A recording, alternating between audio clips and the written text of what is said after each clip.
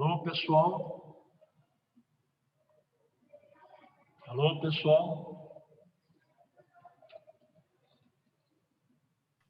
Oi, professor. Tudo bem?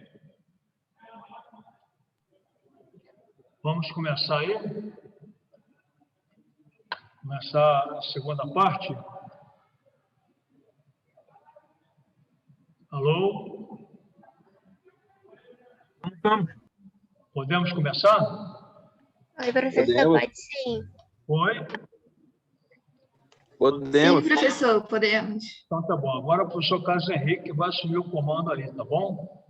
Eu vou só fechar. Você está vendo ele aí, não tá? Está do meu lado aqui. Nós estamos aqui na microscopia. Então ele vai assumir e eu vou fechar aqui para ele começar. Só um minuto aí.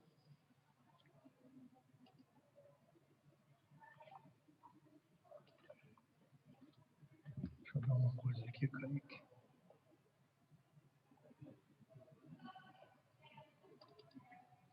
Ok, está tudo certo? Estão vendo? Tranquilos? Sim, professor. Oi? Sim. Então, agora vai ser os dados mais bonitos, hein? Todo colorido. Por aqui. Tudo bem. Tá tudo bem. Vê se você consegue aqui. Peraí. Não, foi bom, porque não tem problema não. Vou buscar, né? Tá bom, pode deixar.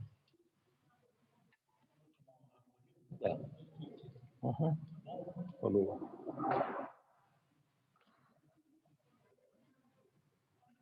Pessoal, então, bom dia para vocês. Vamos ver, então, a segunda parte. Hoje vamos abordar patologia vascular. Bom, os distúrbios vasculares são responsáveis por mais morbidade e mortalidade do que qualquer outra categoria de doença humana. As alterações ou os transtornos vasculares, gente, podem ser de duas maneiras diferentes. Essas alterações podem provocar um estreitamento ou obstrução completa da luz do vaso, como numa trombose, como numa aterosclerose, por exemplo, ou então esse transtorno vascular pode ser um enfraquecimento da parede dos vasos sanguíneos. Esse enfraquecimento da parede proporciona na área enfraquecida a dilatação do segmento com possibilidade de rotura, né? Essa dilatação de parte do vaso é conhecido com o nome de aneurisma. Bom, as artérias do organismo são divididas em 3 tipos de acordo com o seu tamanho e suas características estruturais.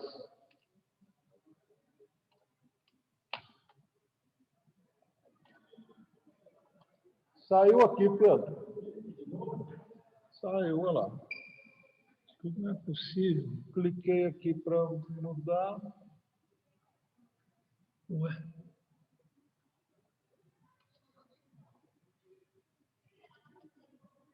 Pessoal, estão me ouvindo?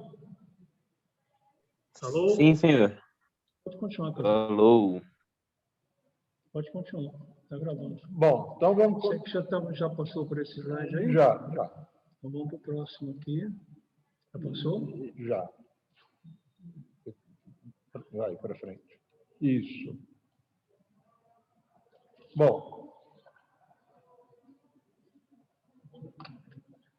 Bom, as artérias, então, de grande calibre, que são as artérias elásticas, como, por exemplo, a artéria aorta, as subclávias, as carótidas, ilíacas e as pulmonares, tá?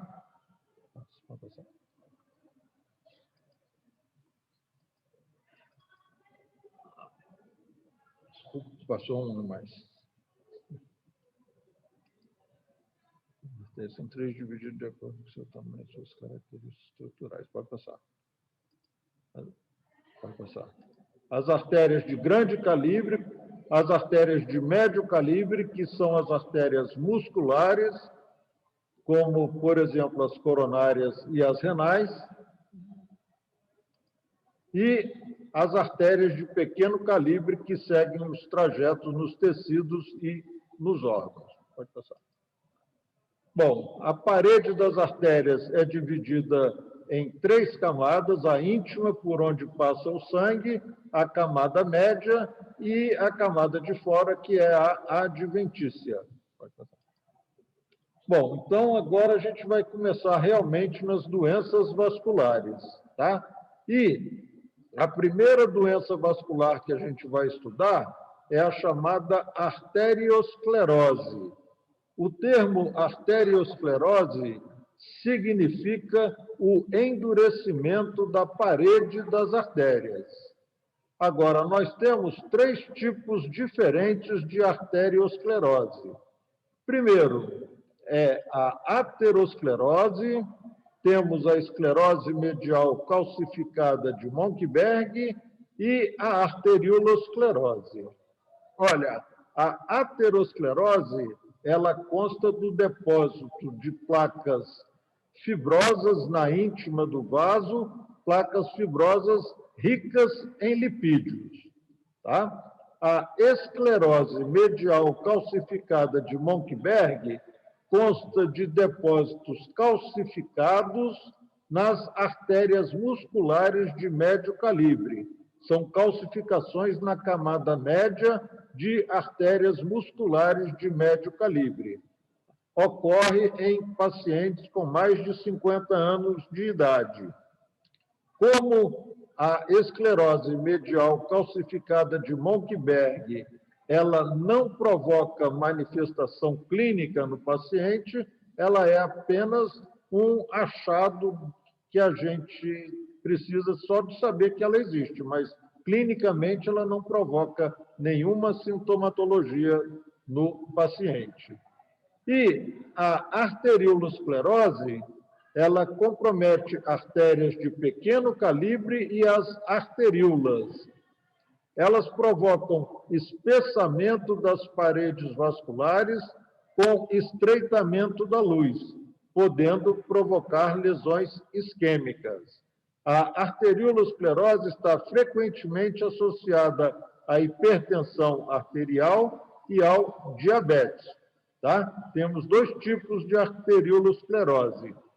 A arteriolosclerose hialina, que está relacionada ao paciente diabético, e a arteriolosclerose hiperplásica, que está relacionada com a hipertensão arterial maligna, a hipertensão arterial grave, que é aquela cuja pressão diastólica ela é maior do que 120 milímetros de mercúrio. Bom, aí a gente vai começar a estudar a aterosclerose, que se caracteriza por um depósito de uma placa fibrogordurosa na íntima de determinados vasos sanguíneos. Tá? Como vocês estão vendo o esquema aí embaixo, ela faz uma protrusão para a luz do vaso com possibilidade de prejudicar o fluxo sanguíneo através desse vaso vítima de aterosclerose. Bom, a importância clínica da aterosclerose. Bom, a placa de ateroma, que é a placa fibrogordurosa, como vocês viram no slide anterior, ela faz uma protrusão para a luz do vaso. Além disso, ela enfraquece a camada média que está abaixo da placa de ateroma. Então, ela enfraquece a média subjacente. E essa placa de ateroma, placa fibrogordurosa, ela pode sofrer algumas complicações que a gente vai ver daqui a pouquinho. A doença aterosclerótica, ela afeta artérias elásticas, como a aorta, as carótidas ou as ilíacas, e afeta também as artérias musculares de grande e médio calibre, como as artérias poplíteas e as coronárias. Bom, aí a gente está vendo um esquema mostrando cortes transversais de vasos sanguíneos comprometidos pela aterosclerose. Quanto maior a placa, logicamente, a luz vai ficando cada vez mais estreita. Aí também, ó, um esquema, né, mostrando uma aterosclerose importante num vaso, cujo comprometimento já excedeu 50% da luz desse vaso. Aí, olha, é o início da instalação da aterosclerose no organismo. Vocês estão vendo aí um segmento de artéria aorta, tá? Estão vendo aí os ossos por onde partem as ramificações dos vasos, e a gente está vendo aí a íntima dessa artéria aorta. Se vocês firmarem bem os olhos, vocês vão ver na íntima uns pequenos filetes fininhos, tá? Que são o início da instalação da aterosclerose no organismo, que são chamados de estrias lipídicas. Então, isso é uma fase muito precoce da instalação de uma aterosclerose. E aqui vocês estão vendo 3 segmentos de artéria aorta, tá? Com aterosclerose severa, importante. Vocês vão ver, estão vendo aí que está até deformando a parede da artéria. Um outro segmento de artéria aorta, vocês estão vendo aí a íntima dessa artéria aorta, e vocês estão vendo essas placas amareladas depositadas na íntima da aorta, que correspondem às placas de ateroma. Aí, olha, já esse material amarelado, gorduroso, que é já a instalação de uma aterosclerose na circulação carotídea, que irriga o cérebro. Estão vendo aí uma artéria coronária dissecada e vocês percebem lá o envolvimento de praticamente toda a luz pela placa de ateroma. Olha lá, onde a seta está passando, ó, vocês estão vendo que está totalmente ocluído pela placa de ateroma. Logicamente, gente, isso aí vai comprometer a irrigação sanguínea do miocárdio lá na frente, que receberia suprimento sanguíneo dessa coronária ocluída pela placa fibrogordurosa. Na microscopia, vocês estão vendo aí um corte histológico de artéria aorta com uma aterosclerose. Então, olha só, à direita a gente está vendo a camada externa, no meio a gente está vendo a camada média, que é de fibras elásticas, e a camada rosa mais clara é a camada interna, que é a camada íntima, que está muito espessada, e vocês podem ver essas luzes brancas, tá, que correspondem ao local onde está o colesterol. Tá? Vocês vão ver no próximo slide e vão ter uma ideia melhor. Aqui, olha, vocês estão vendo, tá, os cristais de colesterol, que são essas áreas, essas fendas brancas que vocês estão vendo, que correspondem ao local onde está depositado a gordura da placa fibrogordurosa na aterosclerose.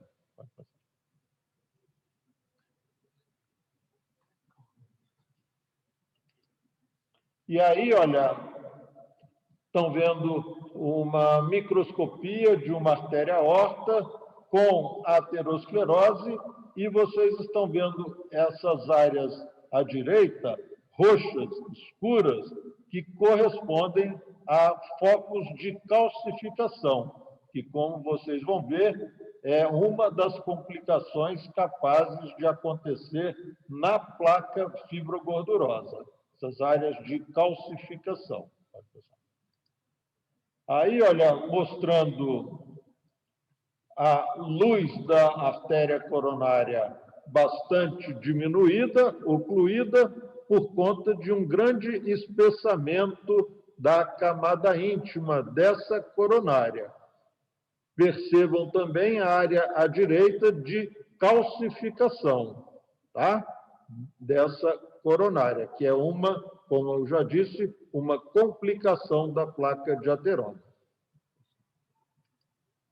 Olha, à esquerda, mais uma vez, uma coronária com espessamento da íntima, tá? Espessamento da íntima que provocou uma diminuição da luz da coronária, e à direita, uma outra complicação capaz de acontecer em cima da placa de ateroma, que é a formação de um trombo. Então, a placa de ateroma na coronária e se formou um trombo em cima da placa de ateroma. E vocês percebam que no meio da massa trombótica, vocês estão vendo uns orifícios, umas luzes, que correspondem a canalículos que estão passando por dentro da massa trombótica. Então, isso é um trombo que a gente chama um trombo recanalizado. Tá? O trombo se organizou e recanalizou. Bom, a doença aterosclerótica localiza-se mais frequentemente no coração, no cérebro, rins, membros inferiores e no intestino delgado. E as principais consequências são os infartos que a oclusão vascular vai propiciar. Bom, aí são os elementos que formam a placa fibrogordurosa, né? Os componentes da placa aterosclerótica. São células, incluindo as células musculares lisas, macrófagos e leucócitos, matriz extracelular do tecido conjuntivo, incluindo colágeno e fibras elásticas, e os depósitos de gordura, né, os depósitos lipídicos intra- e extracelulares.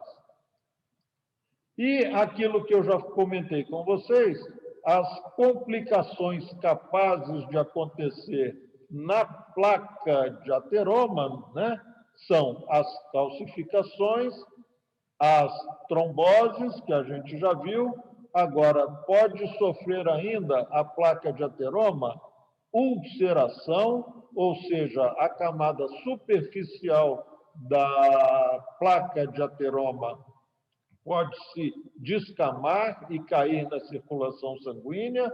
A placa de ateroma, ela pode sangrar, ter uma hemorragia na placa de ateroma, e devido ao enfraquecimento da camada média abaixo da placa fibrogordurosa, esse vaso pode se dilatar. São as dilatações aneurismáticas. Aí, olha, estão vendo mais uma vez uma artéria coronária, tá? Com uma placa de ateroma, e isso preto que vocês estão vendo aí, tá? É uma hemorragia em cima dessa placa de ateroma. Então, uma complicação da placa aterosclerótica. Bom, fatores de risco para o desenvolvimento da aterosclerose. Idade avançada, sexo masculino, fatores genéticos, a hiperlipidemia, o diabetes e o fumo. Pô, gente, olha, a hiperlipidemia, tá? A hiperlipidemia é lógico que predispõe a formação da placa de ateroma, tá? Agora, vocês devem saber que o lipídio que a gente dosa no sangue periférico, que a gente faz lá o lipidograma, tá? Ele é produzido pelo próprio organismo. Apenas parte dessa gordura ela vem da alimentação que a gente utiliza. A maior parte ela é produzida pelo próprio organismo, tá? O sexo masculino, antigamente, era muito mais vulnerável ao desenvolvimento da aterosclerose do que o feminino. Mas, hoje em dia, essa diferença, embora ainda exista, ela não é mais tão gritante como era no passado. E eles atribuem isso à ingressão da mulher ao mercado de trabalho, que ela hoje divide o mercado de trabalho de igual para igual com o homem. Bom, pode ir. Patologia vascular e hipertensão. Então, a gente já citou lá atrás, dos primeiros slides, a arteriolosclerose hialina. Ela frequentemente surge em pacientes idosos, hipertensos e diabéticos. A arteriolosclerose hialina consiste em espessamento hialino, róseo e homogêneo das paredes das artérias. Olha, veja só, está escrito aí que a arteriolosclerose hialina acomete pacientes diabéticos e pacientes hipertensos.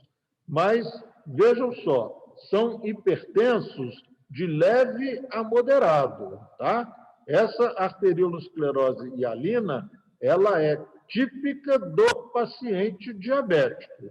Esses hipertensos acometidos pela arteriolosclerose hialina são hipertensos com hipertensão de leve a moderada, porque a arteriolosclerose típica do hipertenso, o hipertenso grave, o hipertenso severo, é a arteriolosclerose hiperplásica, que a gente vai ver a seguir.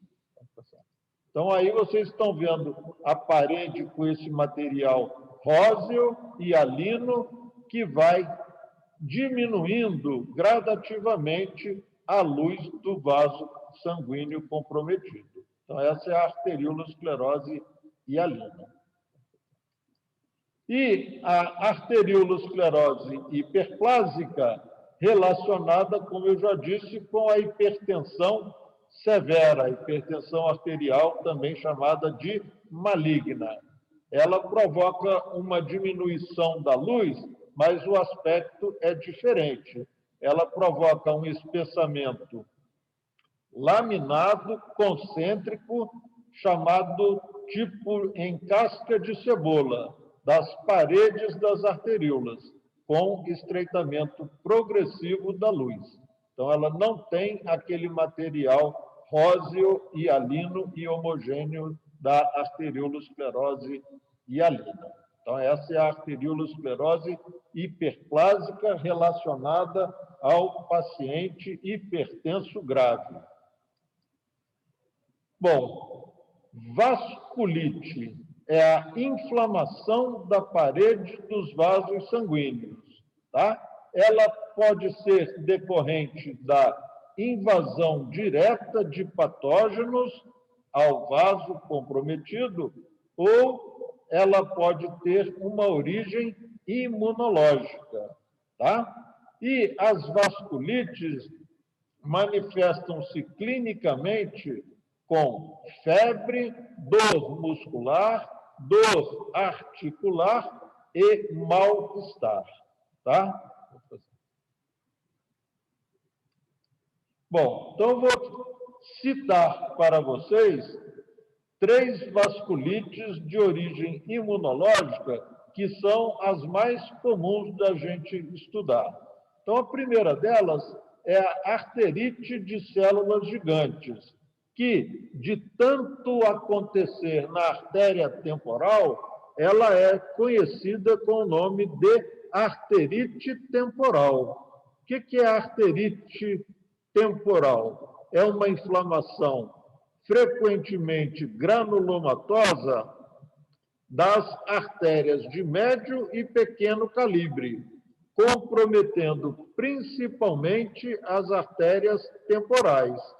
Clinicamente, ela vai provocar dor de cabeça, dor no rosto, pelo grande comprometimento da temporal, febre, fadiga e perda de peso, comuns às outras vasculites.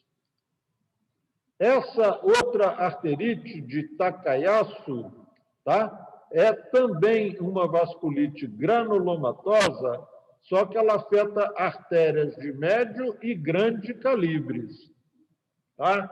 Ela se caracteriza por distúrbios oculares e acentuado enfraquecimento dos pulsos nas extremidades superiores. Por isso, a arterite de Takayasu, ela é conhecida com o nome de doença do pulso, pelo enfraquecimento dos pulsos nas extremidades superiores.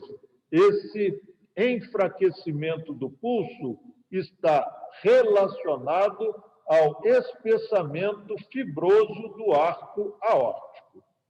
E, clinicamente, essa arterite de Takayasu, ela provoca, além do enfraquecimento dos pulsos nas extremidades superiores, ela leva a uma pressão arterial menor nos membros superiores, resfriamento dos dedos das mãos, distúrbios oculares que podem provocar cegueira devido a hemorragias aí retinianas, e ela pode provocar também uma situação conhecida com o nome de cor pulmonale, que é o comprometimento das artérias pulmonares, levando a um quadro de hipertensão pulmonar, e essa hipertensão da circulação pulmonar leva à dilatação do ventrículo direito,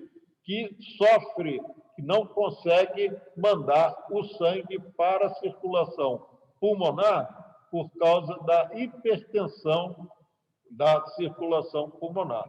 Então, é chamado cor pulmonar. E a outra vasculite que eu separei para vocês é a chamada poliarterite nodosa. Olha, se é poli, esse termo significa que tem comprometimento de pelo menos 4 artérias. Então, poliarterite nodosa. Nodosa porque ela provoca uma nodularidade na parede do vaso comprometido. Então, a poliarterite nodosa é uma vasculite caracterizada por inflamação necrosante transmural das artérias musculares de pequeno e médio calibres. Compromete principalmente vasos renais e viscerais. Vocês viram que é um processo que provoca necrose. A cura da necrose se dá por fibrose. E é justamente isso que vai provocar a nodularidade na parede do vaso comprometido. Compromete principalmente, então, vasos renais e viscerais. Clinicamente, as manifestações comuns às outras vasculites, febre, mal-estar, perda de peso, hipertensão arterial, dor abdominal, sangramento nas fezes, que é a melena, e dores musculares. O comprometimento renal pode levar à morte do paciente. Então, foram as 3 vasculites de origem imunológica que eu separei para vocês. A arterite temporal, tá? A arterite de Takayasu e a poliarterite nodosa. Bom, como eu disse para vocês, uma das complicações dos vasos sanguíneos é a dilatação de um segmento desse vaso, devido ao enfraquecimento da sua parede. Essa dilatação de segmento de um vaso é conhecida com o nome de aneurismas, né? Então, é uma dilatação anormal, localizada de um vaso sanguíneo, mais comum na artéria aorta e no coração. Bom, aneurismas da aorta abdominal. Geralmente se localizam depois das artérias renais e antes das ilíacas, tá? Antes da bifurcação da artéria aorta, tá? Ela pode estar relacionada ao desenvolvimento das placas de ateroma, pode ser também devido a infecções micóticas ou traumatismos sofridos externamente ou ainda defeitos congênitos. Tá? No caso de um aneurisma ser decorrente de uma aterosclerose, você vai encontrar na íntima desse vaso uma grave aterosclerose, destruindo a túnica média subjacente e enfraquecendo a parede do vaso. Estão vendo aí, olha, um segmento de artéria aorta, estão vendo ela aberta, vocês estão vendo aí a dilatação aneurismática, e logo abaixo do aneurisma, vocês estão vendo a bifurcação nas ilíacas, tá? Mais uma vez aí, olha, um segmento de artéria aorta com o saco aí aneurismático e à esquerda vocês estão vendo as ilíacas, né? A bifurcação da aorta. Local mais comum dos aneurismas abdominais. Aí, olha, está fechado, né? Vocês estão vendo aí os rins, as artérias renais, e abaixo das artérias renais, a dilatação aneurismática e a bifurcação nas ilíacas. Tá?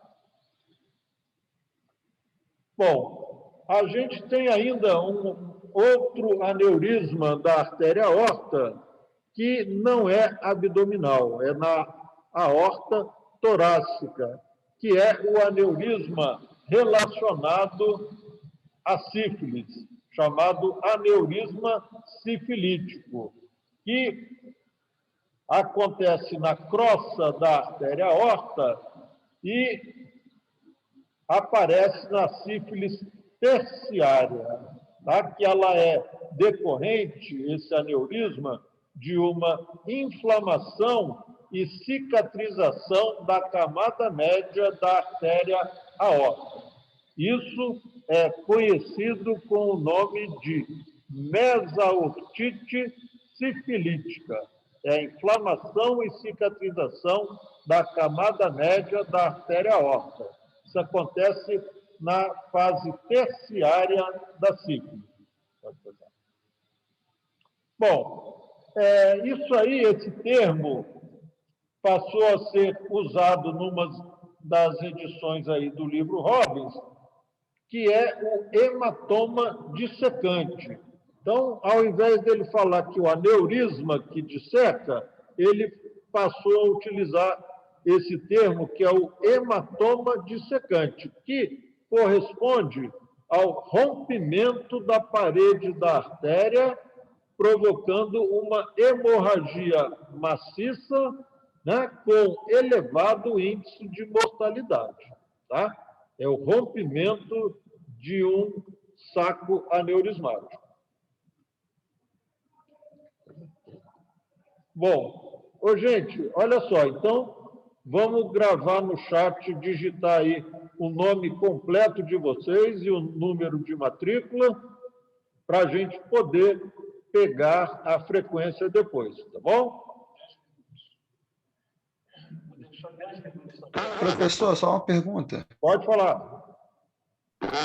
Você falou do aneurisma de aorta e do coração lá. Só pode acontecer aneurisma nessas artérias ou é mais comum só nessas artérias? Não, qualquer vaso pode ter aneurisma. Você tem vários aneurismas cerebrais, tá?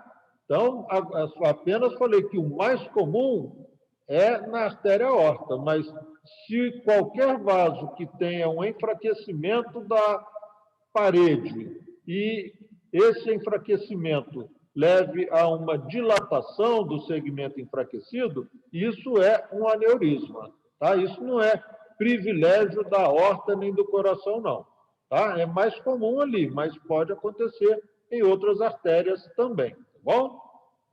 Entendi, professor. Obrigado. Nada. Mais alguma pergunta?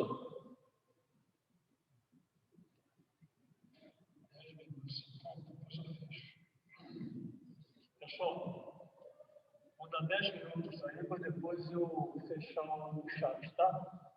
Ok? Para você registrar o nome. Então vamos aguardar um pouquinho para a gente fechar.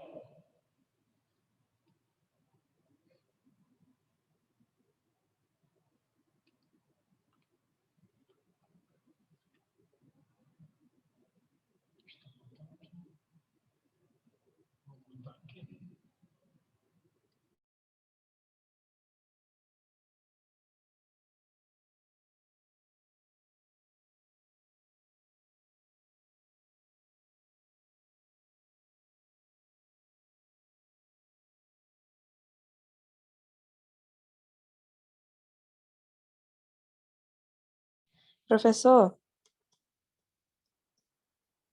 Professor? Oi. Então, quando você pediu a primeira chamada, eu tinha caído. Quando eu voltei, você não estava na sala, a sala estava aberta e ainda tinha gente. Aí eu mandei minha chamada logo quando eu entrei, eu não sei se registrou, e mandei agora que o senhor pediu de novo. Só avisando mesmo. Oi? Não entendi, desculpa. É Maria Eduarda aqui. Oi, Maria Eduarda. Tudo bem? Professor Falcão. Houve um problema aí na primeira aula, porque houve um equívoco aí, nós entramos, eu e o professor da imunologia, então eu entrei primeiro e depois entrou o professor da imunologia na mesma. E aí caiu a aula. Sim, aí o senhor caiu. Eu estava na aula, o senhor caiu e fechou para todo mundo. Mas aí quando eu mandei a presença que você tinha pedido, você não estava na sala, entendeu? Estava o anfitrião, não está na sala no momento. Mas ainda tinha aluno. Foi um pouco depois que você pediu. Você colocando agora aí no pessoal. Tá bom, então. Obrigada. Para as 2 aulas, tá? Tá ok? Tá bom, obrigado, viu? Obrigada. Então, pode avisar que eu vou considerar as 2 serviços, tá? Uma só. Tá bom, obrigada.